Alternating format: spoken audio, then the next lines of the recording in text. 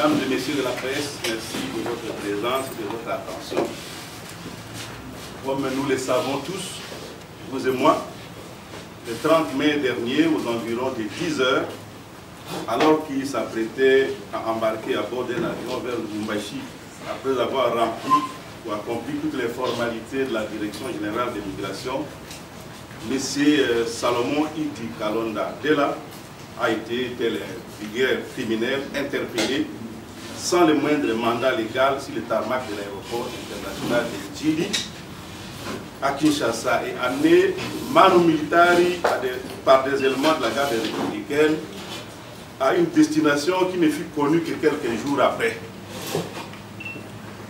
Pour justifier cette forfaiture à l'endroit de l'opinion tant nationale qu'internationale, de fausses accusations ont été mises à sa charge et malencontreusement rendues publiques en date du 5 juin 2023, soit 7 jours après, au cours d'un point de presse animé par un officier de renseignement militaire avant de transférer l'infortuné à l'auditorat militaire.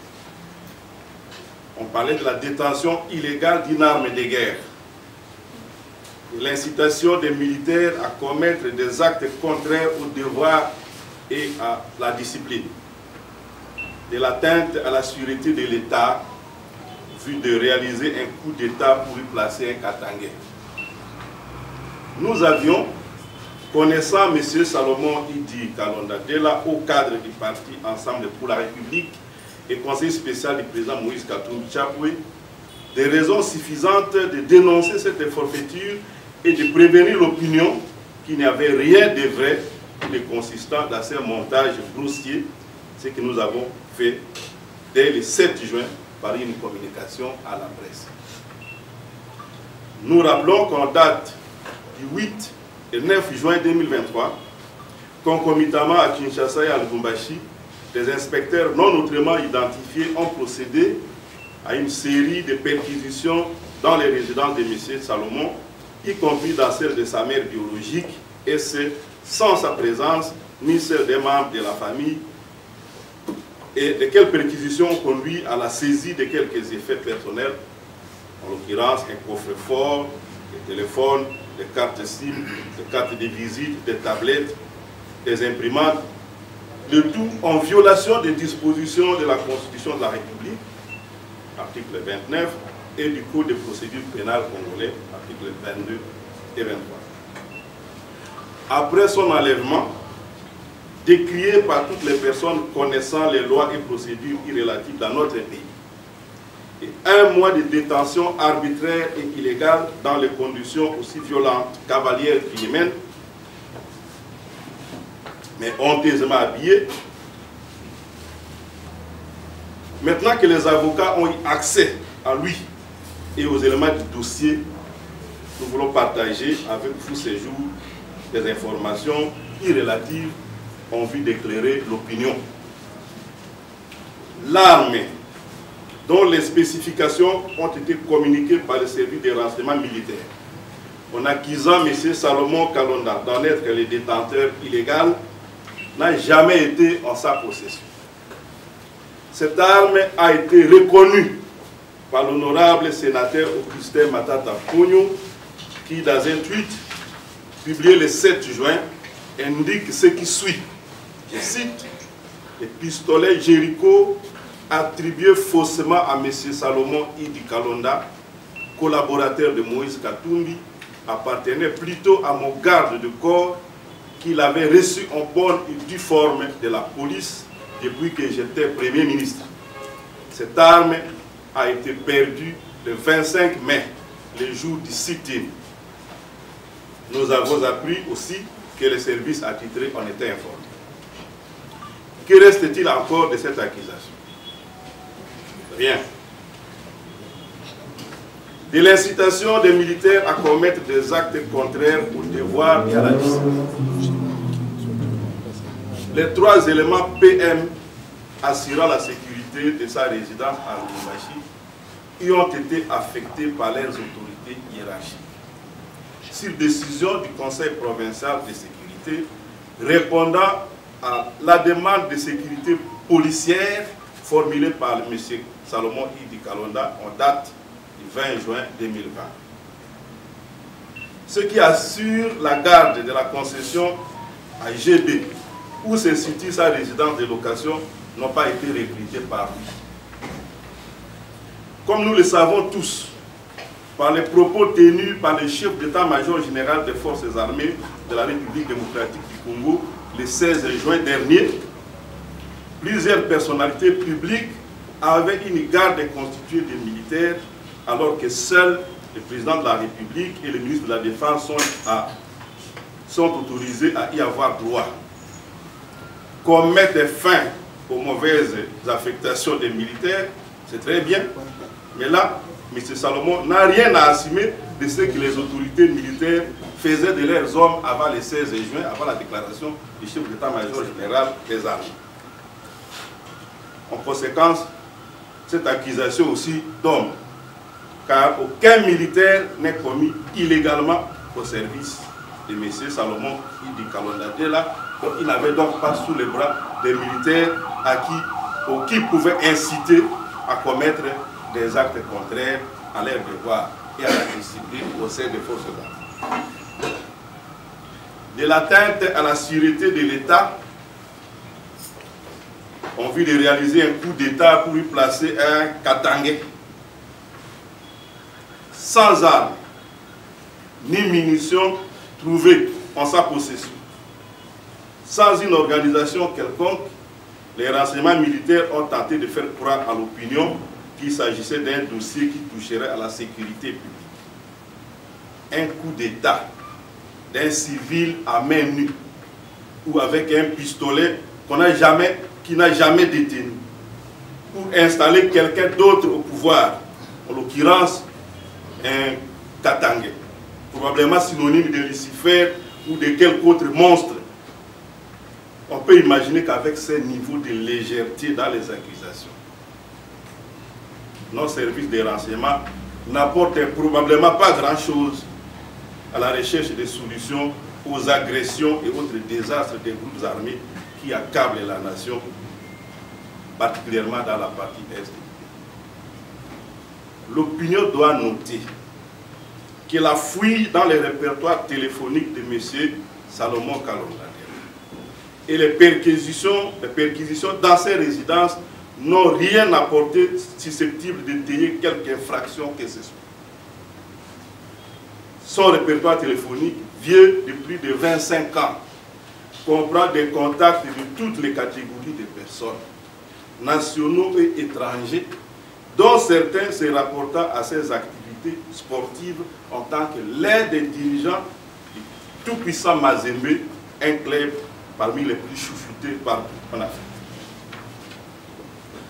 Quant au contact d'un certain général étranger, il ne s'agit que de celui du point focal commun à l'ancien président d'Irasop, qui était M. Félix Antoine Tshisekedi, qui une fois avait été chef de délégation, une délégation qui comprenait également l'honorable Moïse Katumbi, les deux avec leurs collaborateurs, qui devraient se rendre à Addis Abeba avant les élections de 2018 à la rencontre du président en exercice de l'Union africaine de l'époque, qui n'était autre que M. Paul Kagame.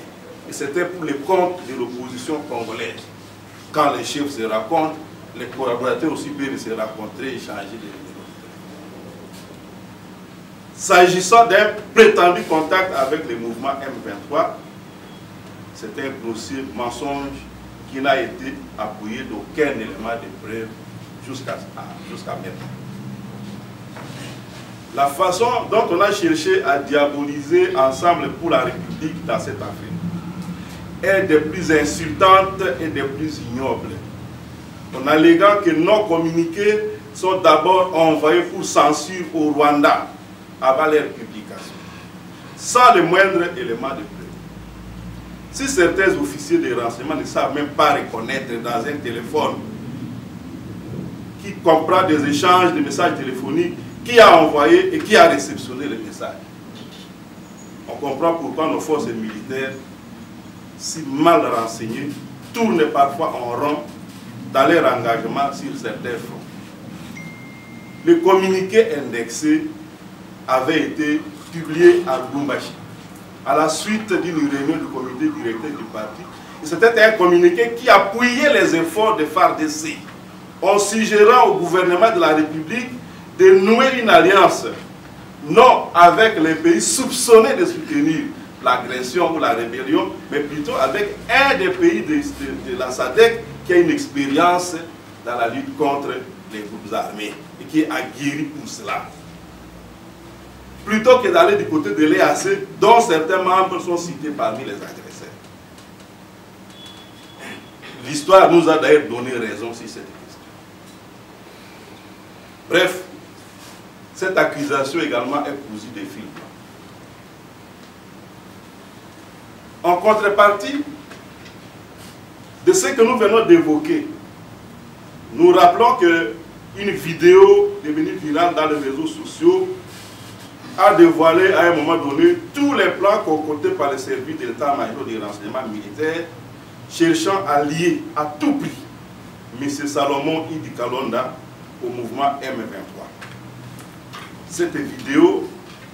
Dans cette vidéo, en effet, on attend clairement de nommer Michel Mokaria, détailler toutes les sollicitations dont il a été l'objet pour atteindre ses finestes projets. Ce dernier s'est dit prêt à témoigner devant toutes les autorités compétentes à condition qu'on lui garantisse la protection. Le président de la République a lâché publiquement à Mbujimayi à l'occasion de la célébration du jubilé d'argent de l'épiscopat de Monseigneur Kassa, qui ne ferait aucune concession ni aux droits de l'homme, ni aux libertés des citoyens pour tout celui qui serait accusé d'atteinte à la stabilité et à la sécurité nationale. La boucle est bouclée. Mais la question que nous nous posons, c'est celle de savoir, et si le président de la République était induit en erreur? Si les accusations d'atteinte à la sécurité de l'État étaient basées sur de faux indices ou un travail bâclé au niveau des services de renseignement, va-t-on continuer à maintenir dans les geôles des personnes innocentes? Nous concluons que M. Salomon Idi Kalonda Dela est totalement innocent des accusations portées contre lui et fait l'objet d'un montage grossier de services en vue de nuire à sa personne, à l'organisation politique à laquelle il appartient, précisément en ces moments déterminants où approchent les échéances électorales. Cette cabale est probablement orchestrée suite à la montée en puissance de l'opposition politique, et particulièrement du président national de notre parti, Ensemble pour la République. Tout compte fait, il s'agit d'une affaire plus politique que judiciaire. C'est pourquoi nous n'avons pas autre chose à demander que la relaxation pure et simple de l'infortuné, qui a passé déjà plus d'un mois dans les geôles alors qu'il n'a commis aucun forfait. Aucune infraction n'est établie à sa charge. Je dis et je vous remercie, je me mets à votre disposition pour certaines questions. Papa, na histoire na biso basi ba perquisitionner ndako ya Mama Marthe to ya oui Mama Marthe to ya Mama Chite Mama Marthe ne Mama Tshisekedi voilà Mama Mosusu boko yeba Mama Mosusu ayi na présidence Mama Sifa voilà to ya Mama Sifa to ya ba mama nyonso ya ba opposant ya kala na ina yeba soki kamwango isalimaka to ise isalimaka Yami balé na ligina yeba moke okonzi moko on a soki olandaki ye alobi alapi ndai devant Nzambe kakotaka makambo ya justice apesaka mpe mot d'ordre te po ete moto akota toaki sikoyo na ngina yeba mais nous avons beaucoup de bas, les acassinés. Là, il y a que ça, la union sur quoi était atika kaka. Wana lobia ngo na liko solo la kwa kozana émission na solo. Solo la na bana mboka baeba. Merci. Na histoire mboka na biso, est-ce que perquisition ici seulement pas ya baboti ya ba acteurs politiques. Je résume. Dakisa dans Kondo Sphinx alimité à combattre par régime banda ya maréchal Mobutu Ti ya Joseph Kabila. Et le pérénaïe a été fait dans la salle ici. Donc, la mission de Moïse Katumbi, vous avez parti dans la mission qui est dans la salle ici. Tangia, Olivier Kamitatu, vous allez apprendre à mon copé, il y a la salle ici. Donc, il y a un collaborateur, Moïse, escadé là, na Bolo. Est-ce que, pour la malheureux, pour l'acte,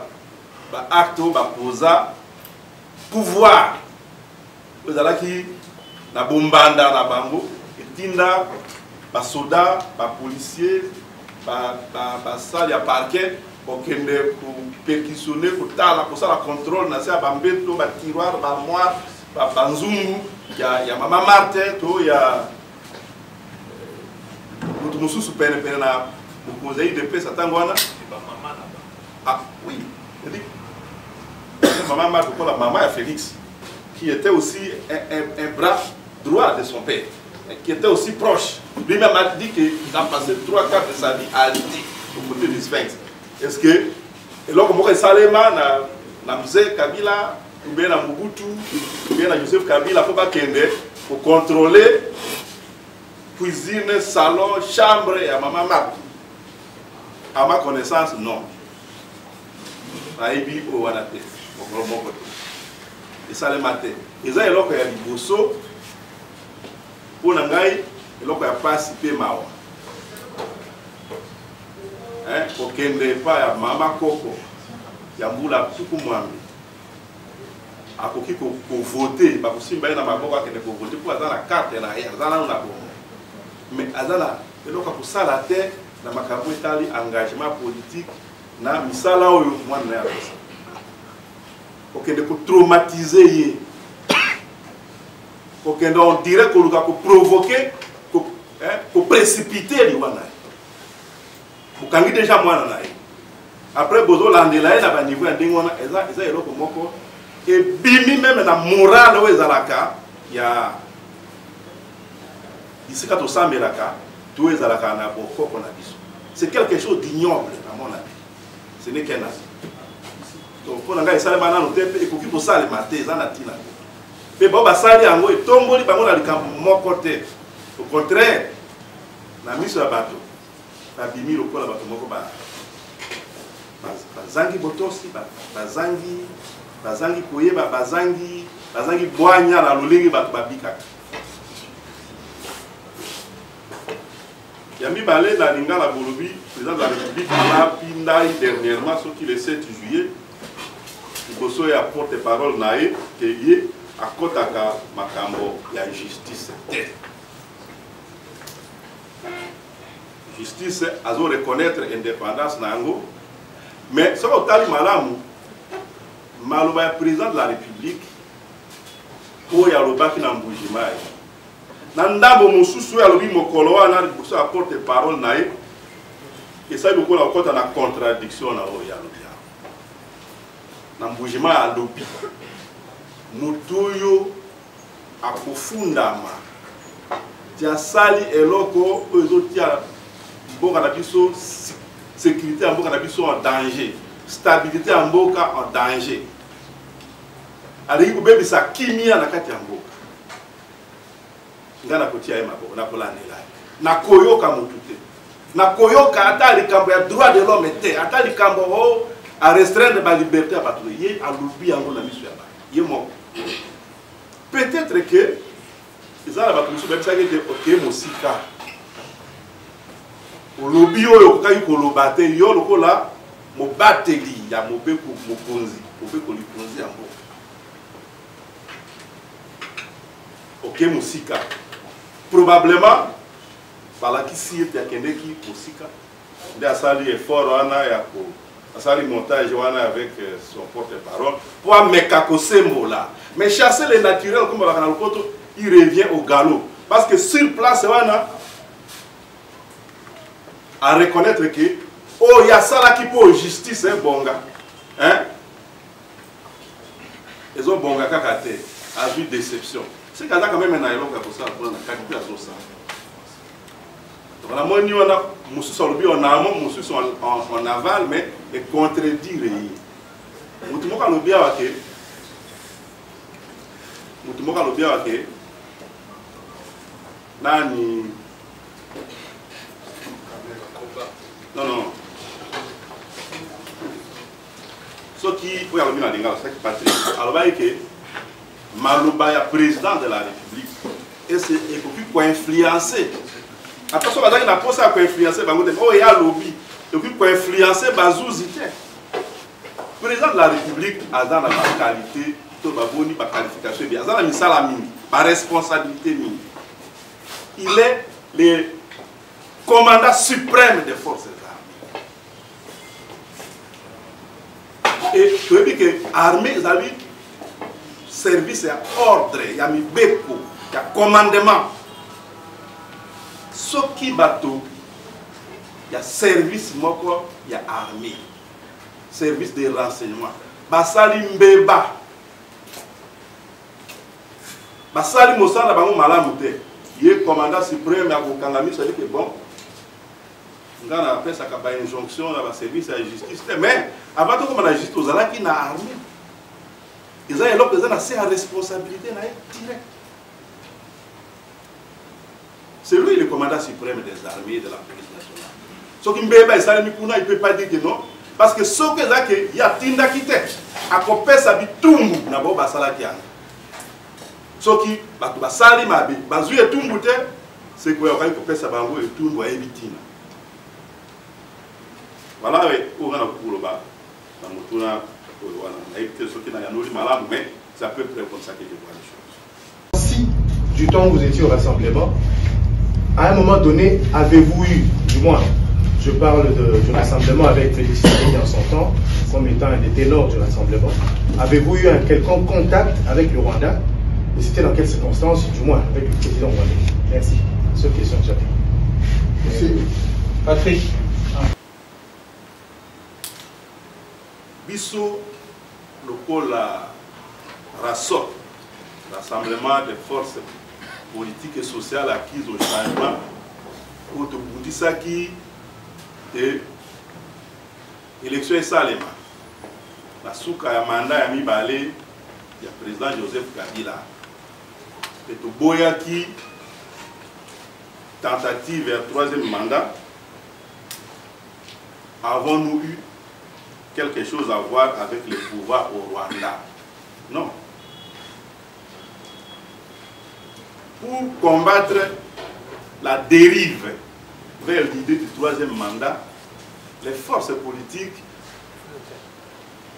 et sociales acquises au changement, à travers leurs principaux répondants, prenaient des contacts avec toutes les autorités en Afrique et dans le monde qui étaient en mesure de nous être utiles, de conseiller nos dirigeants, d'aider à canaliser ce qui se faisait vers un consensus national et vers des élections apaisées. Ce n'était pas seulement avec les pays, le président Kagame comme le président du Rwanda, c'était aussi même avec les anciens chefs d'État comme Thabo Mbeki, Obasanjo, les anciens présidents. On les avait aussi rencontrés d'une manière ou d'une autre. Et le président Kagame, aux approches de nos élections de 2018, il était le président en exercice de l'Union africaine. Il y avait des missions parfois de l'Union africaine, la commission de l'Union africaine qui venait ici. Dans le cadre de sa responsabilité comme président de l'Union africaine, le président du rassemblement, à ce moment-là, c'était après la mort du président Étienne Tshisekedi, le président du rassemblement, qui était maintenant Félix Antoine Tshisekedi, est allé à Addis Abeba à la tête d'une délégation dont faisait partie Moïse Katumbi. Salomon Escadel était de cette délégation et tant d'autres. Peut-être le président Olivier aussi. parce qu'ils étaient en exil.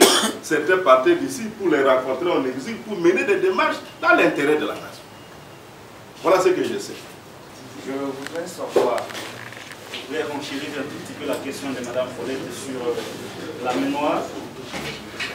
Le président Tshisekedi a déclaré tout récemment, lors d'une émission présentée par sa propre porte-parole, que lui n'a jamais interféré dans les affaires de la justice.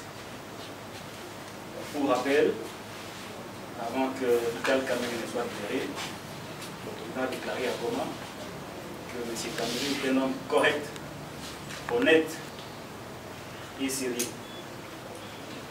En même temps, il a ajouté qu'il avait un rôle à jouer dans ce pays. Tout cela se passe avant qu'il ne soit acquitté.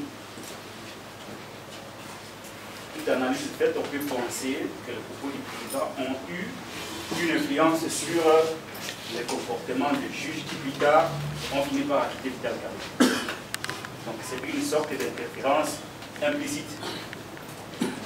Deuxième cas, nous avons vu que Etei Longondo et Willy Bakonga ont été arrêtés pour des faits que nous connaissons.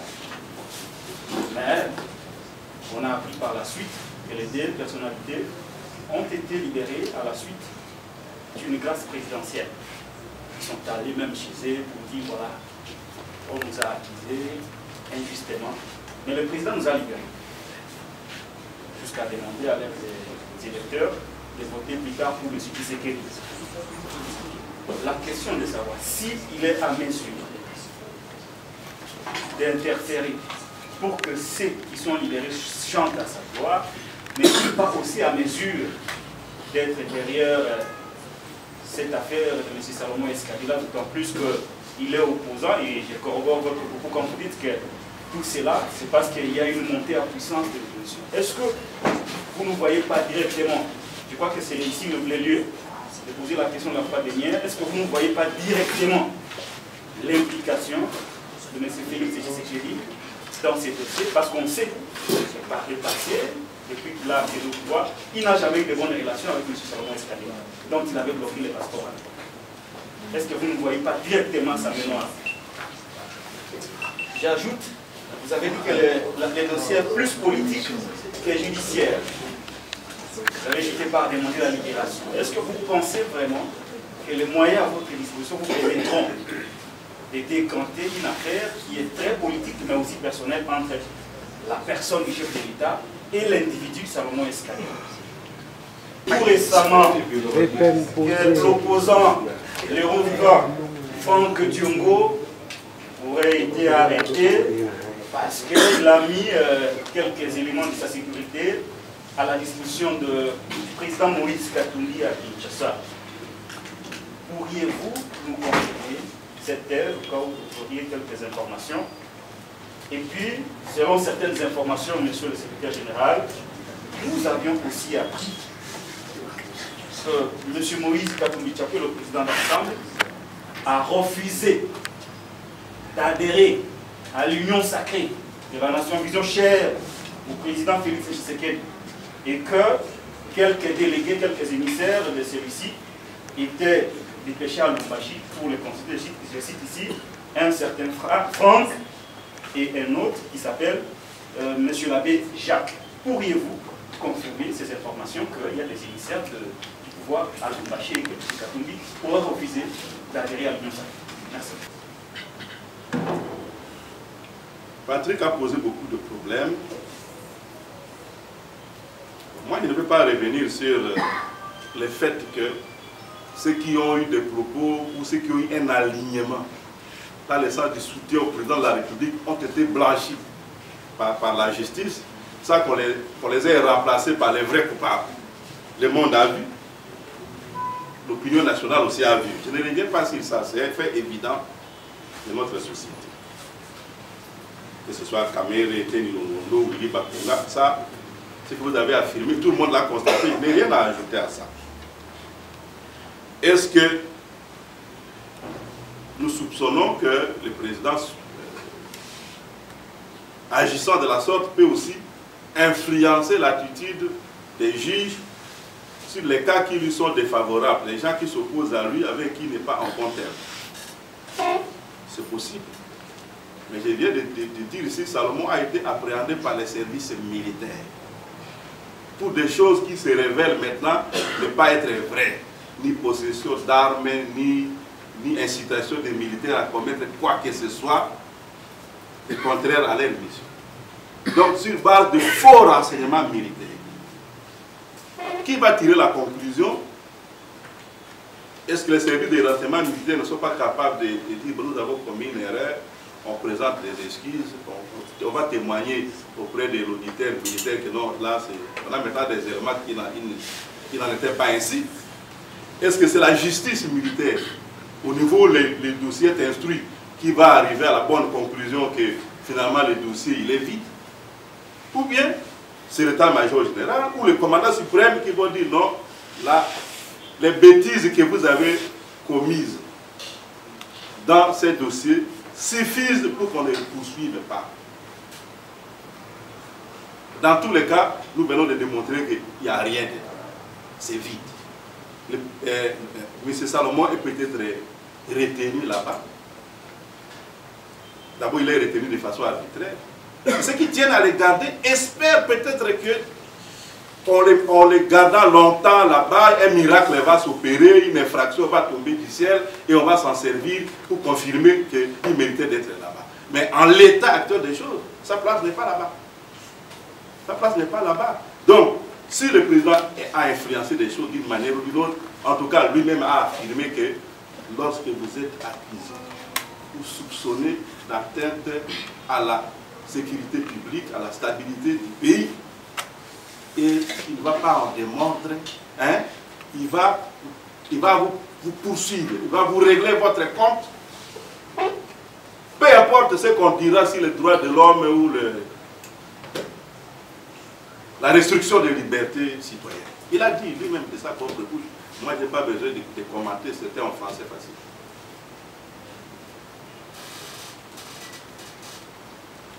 Il y a une question, puisque nous considérons qu'il s'agit d'un dossier à la fois politique alors un dossier politique plutôt que judiciaire, est-ce que nous aurions quelques moyens de décanter cette situation alors que ça relève visiblement d'une affaire personnelle ou d'un règlement de compte personnel? Bon, c'est vous qui affirmez qu'il s'agit d'un règlement de compte personnel. Ce que nous considérons vrai est que M. Salomon a été enlevé et il est détenu arbitrairement, au mépris de la Constitution et des lois de la République. Ça au moins c'est vrai. C'est établi. Ça c'est vrai. Ce n'est pas bon. 2 semaines, c'est déjà très mauvais. 3 semaines, 1 mois, tout ça, ça devient odieux. C'est ce que nous soulignons. En ce qui concerne Franck Diongo, qui serait aussi arrêté ou qui est arrêté parce que il aurait prêté des éléments de sa sécurité personnelle, il aurait mis ces éléments à la disposition du président Moïse Katumbi. Je tiens d'abord à rappeler que la sécurité de Franck Diongo est composée des jeunes de son parti, au siège de tous les partis politiques, y compris à l'IDPS. Même si on peut requérir une protection policière, elle reste symbolique et limitée. Le reste est assuré par les volontaires du parti, ainsi de suite. Franck Diongo n'a pas une société de mercenaires comme Wagner ou quelque chose comme ça. Il n'a pas des armes à la disposition de sa sécurité. Il a des jeunes qui, dans les manifestations, peuvent contenir les débordements quand les gens se rapprochent des autorités des partis, ainsi de suite. Il a utilisé ces éléments pour assurer aussi la sécurité des manifestations et des rassemblements à l'époque. Les mêmes éléments ont assuré la sécurité du président Moïse de l'aéroport jusqu'au palais de la Nation lorsqu'il est venu répondre à l'invitation du président Félix Antoine Tshisekedi dans le cadre des consultations pour la création de l'Union sacrée. Ça n'a dérangé personne. que ces mêmes jeunes l'accompagnent de sa résidence ici à GB jusqu'au camp Luka pour aller constater que les dispensaires dont il a financé la rénovation et l'éclairage public ont été bien faits. En quoi ça devient maintenant quelque chose de menaçant pour la République? C'est ça qui étonne, que les services publics qui disposent de l'armée et de la police nationale puissent, comme ça, redouter quelques sportifs qui avancent les mains nues. On comprend pourquoi même les Mobondo avec quelques fusils de chasse viennent terroriser jusqu'aux portes de Kinshasa. Si déjà les gens qui n'ont rien entre les mains, ils n'ont ni couteau, ni fourchette, ni rien, font peur. A fortiori ceux qui viennent avec des calibres 12 ou quoi pour opérer. On comprend pourquoi il faut beaucoup de dégâts. Parce qu'on est désemparé devant toute organisation quelque peu structurée. Donc moi, nous sommes étonnés de voir que cette histoire de sécurité de Franck Dion puisse faire l'objet de poursuites et de tout ce qui se raconte à ce sujet. Parce que tout le monde sait de quoi il s'agit. La sécurité de Diom ne fonctionne pas comme la brigade spéciale de l'IDPS qui exhibe des machettes à ciel ouvert. Et des machettes que M. Kabouye a promis à ciel ouvert. Il a dit que les membres, les militants de l'IDPS, tous les combattants vont porter des armes. Il a dit ça à haute voix sur la place publique. Et on a vu ces armes.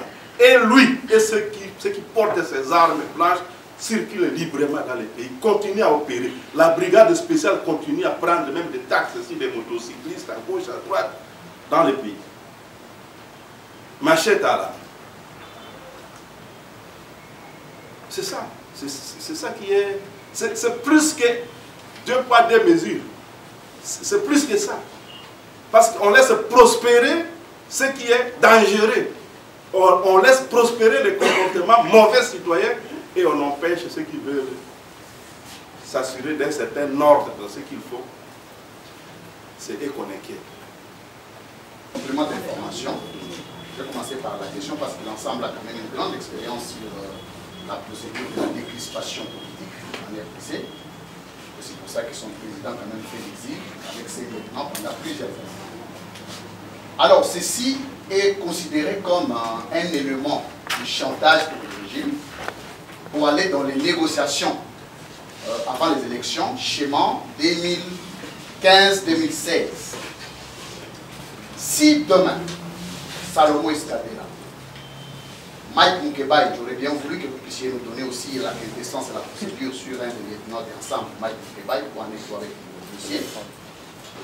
Et les autres qui sont en difficulté ne trouvent pas gain de cause dans la démarche que vous avez. Quelles seront les dispositions ou les mesures adoptées par ensemble, les stratégies sinon, qui vont vous aider à aller ou non aux élections dans la posture ou la posture dans laquelle vous vous retrouvez actuellement? Est-ce qu'ensemble pourra aller aux élections sans Salomon, sans Moukebaï, sans Safou, sans les autres, avec de multiples perquisitions? Deuxièmement, est-ce qu'ensemble est dans une posture de négociation à ce jour, si vous serez demandé par Félix Tshisekedi d'aller au dialogue avant les élections? Je suis très content, M. Olivier Kamita est là, parce qu'il faisait partie des négociateurs, qu'avant d'aller aux élections, il a besoin de reformuler la décrispation politique. Est-ce qu'ensemble est partant à cette démarche? Complément d'information, selon, parce qu'on va partir de rumeurs, parce que c'est sur base des rumeurs que Salomon a été arrêté, c'est sur base des rumeurs que des maisons ont été perquisitionnées ensemble, et sur base des rumeurs encore, d'autres militants, cadres de ensemble et d'autres opposants pourront être arrêtés. Est-ce que vous pensez qu'en dehors de la procédure judiciaire ou du droit, ensemble ou Moïse Katumbi a-t-il un problème personnel que nous ne connaissons pas avec Félix Tshisekedi? Je ne ferai pas comme mon confrère Patrick Lokala. Je vous remercie. Vous avez parlé de la décrispation politique. Serions-nous prêts à aller aux élections, même si les nôtres sont sont bloqués par la procédure de poursuite actuelle. Sommes-nous prêts à négocier en l'état actuel des choses? Bon, moi je crois que dans les oreilles de tout le monde, y compris de ceux qui ne font pas la politique active dans notre pays, négocier, dialoguer, ça commence à sonner très mal. Si vous parlez de négocier, de dialoguer, on risque de croire que vous voulez aller à des discussions pour se partager des postes politiques pendant un certain temps en méprisant les attentes de la population congolaise qui veut ces élections pour se choisir librement et souverainement ses dirigeants. Nous ne sommes pas prêts à aller à une discussion pour négocier un quelconque pouvoir avec qui que ce soit. Vous avez suivi que nous avons quitté l'Union sacrée parce que nous croyons que nous avons un projet alternatif à proposer au peuple congolais. Ceux des nôtres qui étaient au gouvernement, qui étaient restés fidèles à leur famille politique, à leur choix politique, ont quitté tout à fait librement. On ne leur a même pas demandé de partir. On leur a dit, faites selon votre conscience. Donc, pour nous, le vrai problème qui se pose maintenant, c'est le problème du processus électoral, qui est mal engagé. La CENI a été constituée dans des conditions rocambolesques que vous connaissez. La loi électorale a été adoptée dans des conditions de cafouillage indescriptibles. On n'a rien discuté, quelqu'un a déclaré que c'est adopté et puis c'est passé. Il y a des dispositions controversées dedans. Vous avez suivi ce qu'un jour De Vos a dit. Il a dit toutes les structures qui ont quelque chose à voir avec les élections sont maintenant politisées et tribalisées. Dans ces conditions, on ne peut pas avoir des élections crédibles. Or, sans élections crédibles, il y a un gros risque de déboucher encore sur de mauvais choix, de mauvais dirigeants, des dirigeants qui n'auront pas été choisis même. Et donc, si une gouvernance qui n'est pas redevable envers la population, avec toutes les conséquences qu'on est en train de pleurer maintenant. L'arrangement à l'africain ne mène pas au bonheur du peuple congolais. Nous le savons, tous. Alors nous disons qu'avant les élections, en amont des élections, il vaut mieux qu'on négocie un certain consensus. La CENI n'organise pas les élections pour elle-même. Elle est appelée à organiser les élections pour le peuple congolais. Et le peuple congolais a des représentants. Il se reconnaît dans un certain nombre d'acteurs politiques de la majorité, mais aussi un certain nombre de leaders politiques de l'opposition. Ce peuple écoute également certains responsables importants de la société civile. C'est pour cela qu'il est nécessaire qu'au nom de ces peuples, ces élites-là s'accordent sur les règles du jeu pour que les jeux soient corrects, qu'ils soient rationnels, qu'ils soient justes, démocratiques, qu'ils soient libres, qu'ils soient crédibles, qu'ils soient inclusifs. C'est pour discuter de ça. On parle de négocier, ok. Dans ce cas, nous sommes prêts à négocier. Négocier ça. Les conditions d'organisation des élections dont les résultats seront acceptés et assumés par tous les peuples congolais. Mais dernièrement, à la suite d'un atelier qu'ont organisé IRI, MDI, Fondation Carter, tout ça, nous avons entendu un représentant de l'IDPS qui parlait calmement. Il dit, nous sommes en train de préparer les élections. Il parlait de son parti. Nous préparons les élections, nous préparons également la population à résister à l'imposture. C'est lui qui a dit. Moi, j'ai saisi la balle au bon pour dire, il vient de dire juste. Nous aussi, nous préparons les élections et nous préparons la population à résister à l'imposture. Parce que lui, ce qu'il appelle élection, c'est la fraude électorale.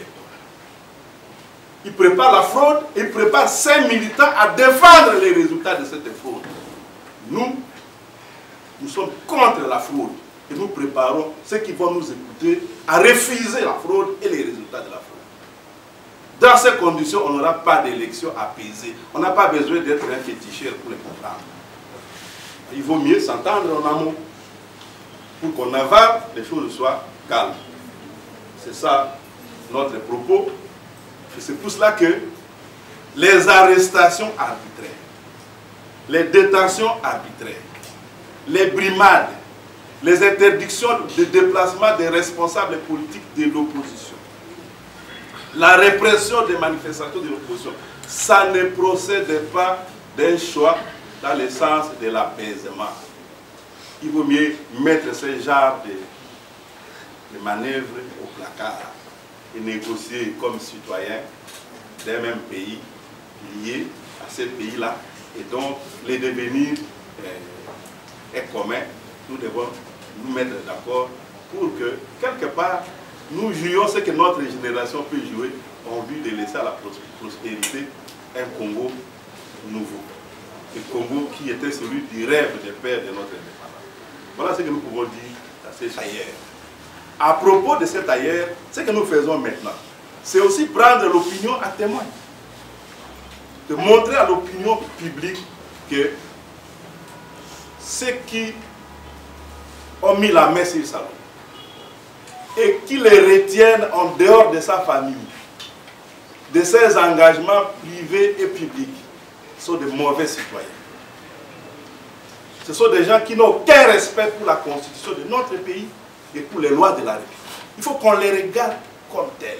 Et si le peuple les regarde comme tels, le moment viendra où le peuple va les sanctionner. Donc notre première démarche politique, c'est une démarche d'information.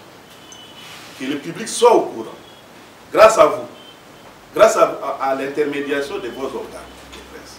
Que les gens connaissent la vérité. Que nous marchons dans ces pays gouvernés par l'arbitraire. Et ça, ce n'est pas citoyen. Ça, ce n'est pas contre. C'est même une trahison par rapport au serment prêté par celui qui est le garant de la nation. Pas celui le donneur d'impulsion, garant du bon fonctionnement des institutions et des services publics. Et quand ça tourne mal, il n'a pas d'excuse. Notre première démarche, c'est celle-là. Que l'opinion soit au courant, aussi bien l'opinion nationale qu'internationale. La réprobation viendra de la